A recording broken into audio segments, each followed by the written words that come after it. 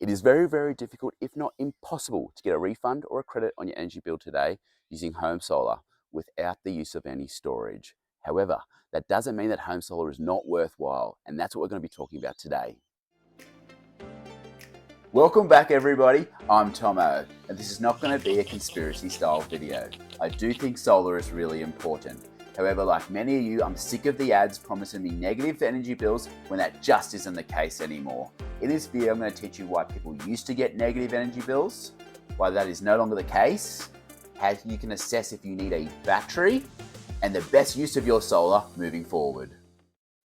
So in 2008, when solar was first introduced to Australian homes, the rate that the energy companies would pay you for your solar, also called the feed-in tariff, was really, really good.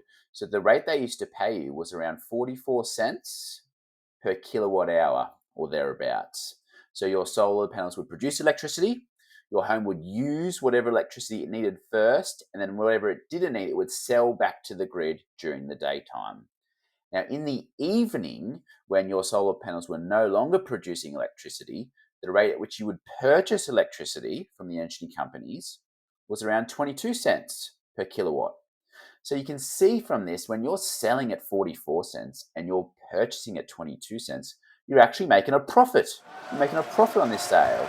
So in those early days, where possible, it made much more sense to try and defer your energy needs, your energy usage from the daytime, things like washing, pool pumps, other things like that.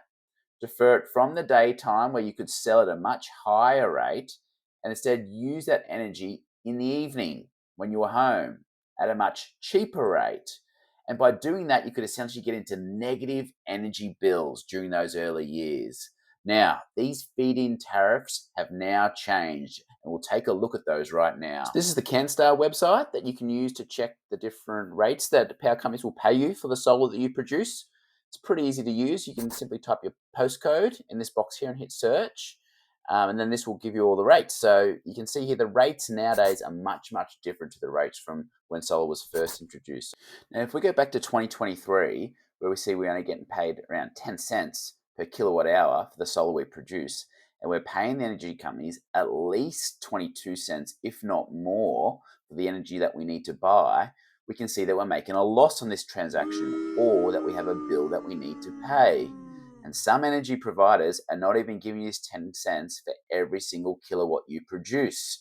They'll only give you this 10 cents, for example, for the first 10 kilowatts. Then after that, the rate drops down to about 5 cents per kilowatt, meaning it is very, very difficult, if not impossible, to get into a refund position. What's really frustrating for me is that I actually produce enough solar today to meet all my energy needs.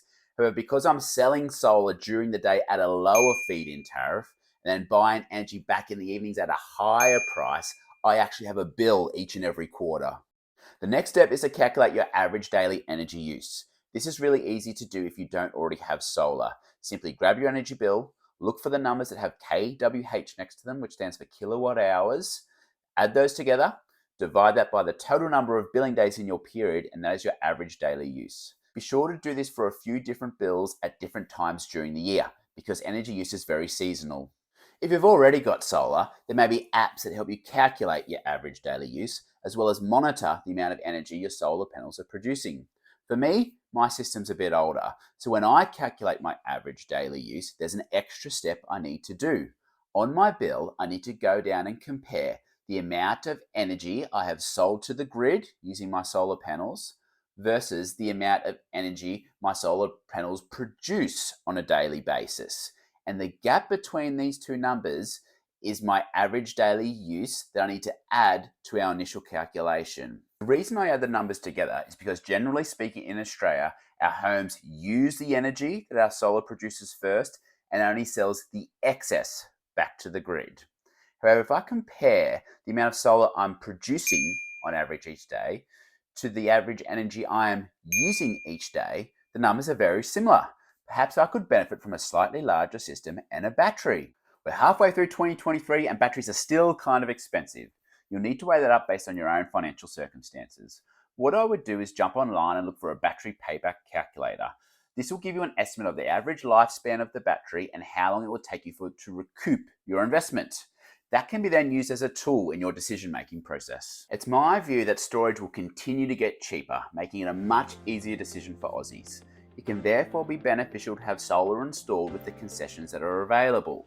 The best use of solar today without a battery is to try and bring forward your energy usage from the evening into the daytime, where you're getting paid a low rate from your energy provider. Things like electric vehicles, air conditioning, pool pumps, anything that has a large drain on energy is better to be used in the day when you're producing solar. If you like this video and you want to help me get down off this roof, please hit the subscribe button and turn on your notifications so you don't miss any content from me.